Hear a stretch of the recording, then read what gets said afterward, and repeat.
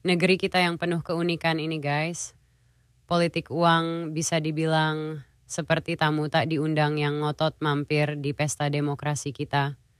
Mulai dari kisah kandidat yang memanggil uang bukan sekadar jagoan tapi lebih mirip jagoan bankroll. Kamu bayangkan saja di antara serbuan spanduk dan selebaran, ada drama-drama politik yang lebih menarik dari sinetron terpopuler. Misalnya, si calon wakil rakyat yang lebih sering bertemu dengan donatur daripada pemilih potensial. Bayangkan kalau drama ini dibuat film, judulnya mungkin The Donator, Rise of the Political Backer. Politik uang. Oh, politik uang seperti hantu di malam hari yang terus menghantui pesta demokrasi kita. Bayangkan saja, di antara jajanan politik yang berlimpah, ada kandidat-kandidat kaya raya yang berseliweran dengan uangnya sambil teriak, "Maaf, saya tidak bisa mendengar keluhanmu di atas deru uang saya." Sedangkan kandidat dari lapisan masyarakat yang lebih miskin seperti menemui tutup pintu di dunia politik lebih banyak mengejar uang kampanye daripada dukungan suara. Dan tentu saja ada drama politik korupsi yang lebih rumit daripada telenovela terbaik, di mana setiap calon yang menang terlihat seperti sedang menari di atas uang dan berteriak, "Terima kasih para donor besar, aku akan membalas dendamu."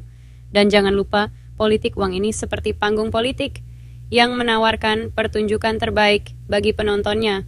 Partisipasi politik masyarakat bisa jadi semakin menurun, sementara kepercayaan terhadap demokrasi kita mungkin lebih rapuh daripada batako yang kurang empres karena mesinnya somplak. Jadi, mari kita bawa keripik singkong dan duduk manis menyaksikan drama politik ini sambil berharap bahwa suatu hari nanti politik uang hanya akan menjadi bagian lucu dalam buku sejarah, bukan ancaman serius bagi masa depan demokrasi kita. Di tengah keramaian politik dan drama panggung kekuasaan, kehadiran amicus curiae di Mahkamah Konstitusi menawarkan semacam sinar harapan di tengah-tengah kegelapan hukum. Bayangkan saja, seperti pahlawan dalam kisah epik, para amicus curiae muncul dari bayang-bayang siap melawan kezaliman hukum dengan pedang ilmu pengetahuan dan kebenaran. Dalam kasus kontroversial ini, di mana presiden petahana dengan berani mengusung anaknya menuju takhta kekuasaan, mereka yang terdiri dari masyarakat sipil, puluhan profesor dari perguruan tinggi, dan tokoh agama, mantan Presiden Megawati, bahkan para lawyer keren Indonesia yang beracara di negara Amerika, juga hadir untuk menegakkan keadilan.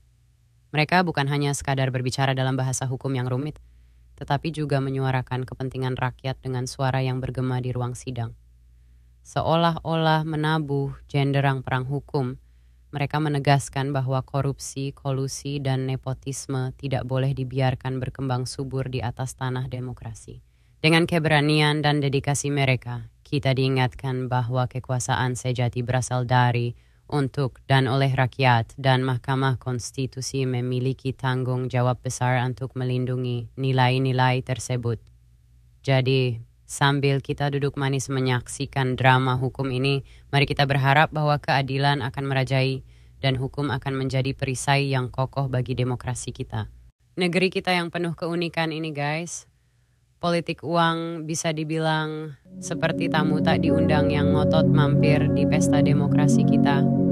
Mulai dari kisah kandidat yang memanggil uang bukan sekadar jagoan tapi lebih mirip jagoan bankroll.